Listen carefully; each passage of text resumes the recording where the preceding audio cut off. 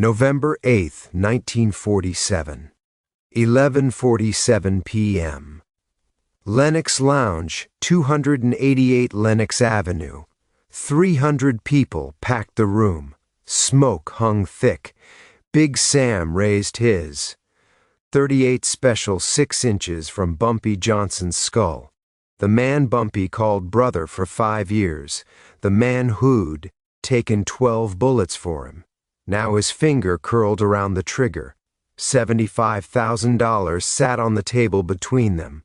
Blood money, the Genovese family's price for Harlem's king. Every eye in the room locked on that gun. The piano stopped mid-note. Time crystallized into this single breath, this single choice, this sound that would echo through organized crime history for decades. Big Sam squeezed. The hammer fell. Click. 6 weeks earlier, Ellsworth Bumpy Johnson controlled every numbers racket, gambling den, and protection scheme from 110th Street to 155th. The Godfather of Harlem. The man who had warred against Dutch Schultz and won. The man who had negotiated with Lucky Luciano as an equal, not a subordinate, not a puppet, an equal. That fact ate at certain people like cancer. At 42 years old, Bumpy had transformed Harlem into an independent black criminal empire inside a white mob world. He fed 3,000 families during winter. He paid college tuition for 47 kids. He walked the streets without fear because the people loved him more than they feared him. That made him dangerous. That made him different. That made him a target. October 1947 brought change. The Genovese family wanted Manhattan unified under Italian control. Frank Costello wanted Harlem's $200,000 monthly revenue. Vito Genovese wanted respect. They sent word through channels, sell or bleed. Bumpy's response was 2 words. The streets whispered them with pride. The mob heard them with rage. Everything was about to break. Vincent the Cobra Matranga ran muscle for the Genovese family. 6'4", 230 pounds, a face like concrete and eyes that had watched 19 men die by his hands. They called him the Cobra because he struck fast, struck. Silent, struck fatal.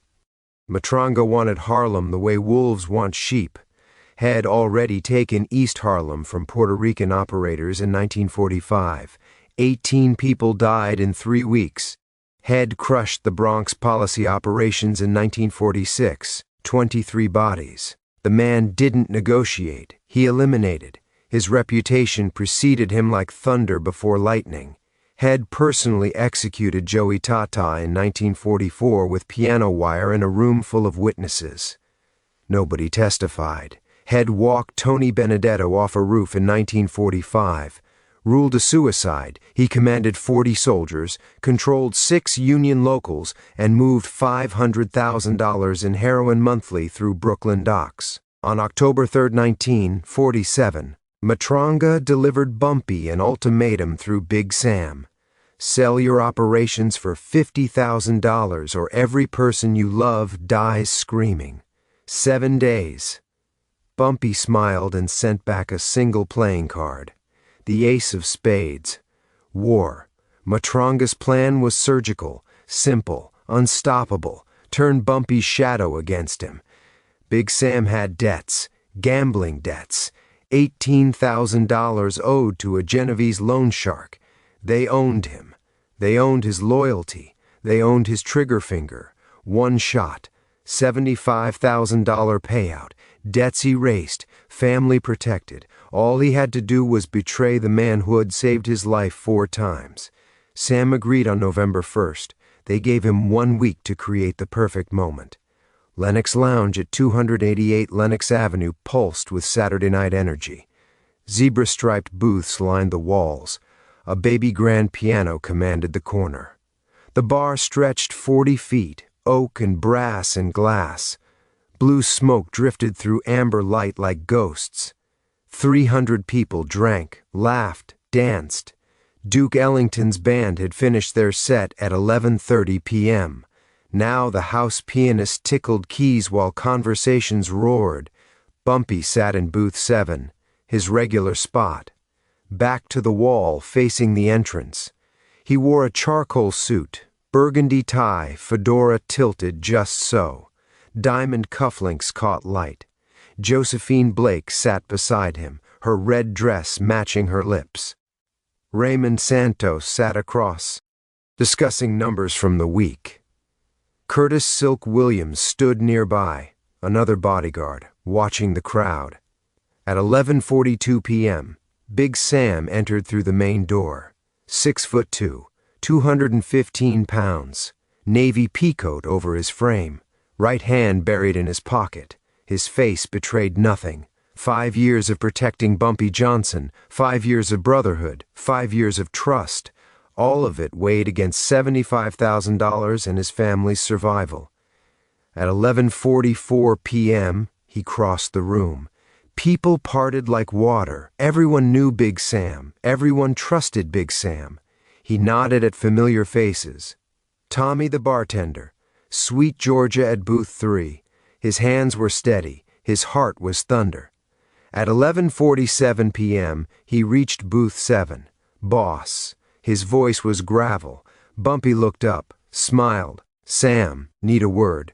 Bumpy gestured to the seat. Sam remained standing. His right hand emerged from his pocket. The .38 Special gleamed under lounge lights. Screams erupted. Women scattered. Men dove for cover. Silk reached for his weapon but froze when Sam's barrel swung toward him. Daunt. Silk's hand stopped. The room held its breath. 300 witnesses paralyzed by shock. The piano stopped mid-chord. Glasses halted halfway to lips. Cigarettes burned forgotten between fingers. Big Sam turned the gun back to Bumpy. 6 inches, point-blank range. Impossible to miss, impossible to survive. I'm sorry, brother. Bumpy didn't flinch, didn't reach for his weapon, didn't beg. He leaned back in the booth and studied Sam's face like reading a book he'd written himself. The Genovese family? Sam's jaw clenched. They'll kill my wife. My daughters. How much? 75,000. Bumpy nodded slowly. The room watched. The moment stretched. Death waited. Then do it. Sam's finger tightened on the trigger. His eyes glistened. His hand shook just slightly. 5 years of loyalty. 5 years of brotherhood. All of it came down to this. He squeezed. The hammer fell. Click. Nothing. Empty chamber. Dead man's click. The room exhaled. Sam's face shattered into confusion. He pulled the trigger again. Click, again. Click, click, click. 5 empty chambers spinning mockery. Looking for these? Silk stepped forward, hand extended. 6 bullets sat in his palm like brass teeth. Sam's bullets. The rounds had loaded that morning. What Vincent Matranga didn't know was that Bumpy had owned Big Sam's loan shark since 1945. Mickey Torino, the Genovese family's loan operation, had been feeding Bumpy information for 2 years. Every debt, every threat, every mark. When Matranga approached Sam on November 1st, Bumpy knew within 3 hours. October 29th, 1947. 4 days before Matranga made his play. Bumpy called a meeting in the back room of Small's Paradise. Bumpy, Big Sam, and Silk Williams. No one else. They're coming for you, Bumpy told Sam. Your debt, your family. They'll use you like a knife. Sam's face went gray. Boss, I don't speak. Listen. They'll offer 75,000, maybe more. They'll threaten your daughters. They'll promise protection. They'll lie about all of it. Sam's hands trembled on the table. Here's what you're going to do. You're going to say yes. You're going to take their gun. You're going to walk into Lenox Lounge on November 8th. You're going to pull that trigger. Sam stared. Boss? Bumpy leaned forward. But the night before, you're going to meet Silk at Riverside Drive. You're going to give him that weapon. Has going to empty every chamber. Has going to give it back. And when you walk in, when you point that gun at my head, when 300 people watch you pull that trigger? Bumpy smiled. That click is going to tell Harlem something. It's going to tell Vincent Matranga something. It's going to tell the Genovese family something they keep forgetting. He placed a photograph on the table. Vincent Matranga leaving his mistress' apartment in Greenwich Village. Timestamp, 6:47 a.m., October 28th. Crystal clear. You can't kill a man who knows you're coming. You can't buy a soldier whose general owns the bank. You can't win a war against someone who's always 3 moves ahead. On November 7, 1947, at 11:30 p.m., Big Sam met Silk Williams under the West Side Highway. He handed over the .38 Special. Silk removed 6 bullets, returned the empty weapon. "Your wife and daughters?" Silk asked. "Boss moved them to Philadelphia this morning. New names, new house, paid in full." Silk nodded. "Then tomorrow you make history, 11:49 p.m. Lenox Lounge erupted. Silk Williams moved like lightning. His pistol cracked once. The bullet entered Sam's right shoulder. Non-fatal, as scripted. Sam dropped screaming. Silk's men flooded in from back exits. They surrounded Sam. They surrounded the witnesses. Everyone calm, nobody hurt, just theater. Bumpy stood, adjusted his fedora, walked to where Sam lay bleeding and terrified on the floor. The room watched in silence so complete you could hear ice melting in glasses. "You just bought your family's freedom," Bumpy said softly. "Your debt is paid. Your oath is fulfilled. Now you're going to disappear. Philadelphia, job waiting, house waiting. Your wife and girls are safe." Sam wept. Bumpy turned to the crowd. 300 faces stared back. "Vincent Matranga sent this man to kill me. He failed. Hell send others. They'll all fail. And if anyone asks why..." He pulled the ace of spades from his pocket, dropped it on Sam's chest. "Tell them Bumpy Johnson doesn't lose." By midnight, word spread through Harlem like wildfire. Bumpy had turned an assassination attempt into a public execution of his enemy's pride. By 2 a.m., the story reached Little Italy. By 4 a.m., Vincent Matranga knew. November 10, 1947, the Genovese family called a sit-down. Frank Costello presided. Vito Genovese attended. Vincent Matranga sat at the table sweating bullets. "You want to explain how one of our operations just became a Harlem joke?" Costello's voice was ice. Matranga had no explanation, no defense, no credibility. The decision was swift. Vincent the Cobra Matranga would never operate north of 96th Street. Again. His soldiers were reassigned. His reputation was ashes. Had been outplayed, outsmarted, and publicly humiliated by a black gangster the Italians still called uppity. Bumpy's position after November 8th was unshakable. Had demonstrated something the mob couldn't buy, strategic genius. Had shown Harlem had rather die standing than live kneeling.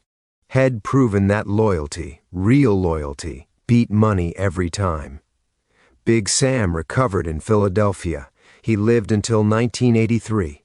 Never returned to New York. Never spoke about that night except to say, "Bumpy Johnson saved my life by letting me try to take his." November 8, 1947 wasn't just a failed assassination. It was a masterclass in power. Bumpy Johnson understood something that Vincent Matranga, that the Genovese family, that most criminals never grasp. Information beats ammunition. Foresight beats force. 3 moves ahead beats 300 soldiers behind you. This moment crystallized why Bumpy ruled Harlem for nearly 40 years while flashier gangsters burned bright and died young. He didn't just outfight his enemies. He outthought them. He didn't react to threats. He anticipated them, controlled them, weaponized them against those who issued them. Where other crime bosses built empires on fear, Bumpy built his on chess. Every move calculated, every opponent studied, every scenario gamed out. The gun was the last resort, not the first response. That made him different. That made him legendary. That made him the Godfather of Harlem. Real power isn't about guns pointed at heads. It's about knowing which guns will fire, which won't, and who's pulling every trigger before they know themselves. The click of that empty chamber echoed through organized crime history. It said, "We're not the same. You can't buy us. You can't threaten us. You can't beat us. Because while you're making moves, we're making strategy. While you're playing checkers, we're playing chess. While you're trying to kill the king already knows you're coming." If this story showed you why Bumpy Johnson was the smartest man in Harlem, hit that subscribe button. Drop a like if you respect the code. Comment below, what would you have done in Big Sam's position? Next week, the night Bumpy Johnson walked into a Genovese family sit-down with nothing but a briefcase, and walked out with Lucky Luciano's respect. You won't believe what was inside. Until then, remember, the most dangerous weapon isn't the gun in your hand. It's the mind behind the moves they never saw coming.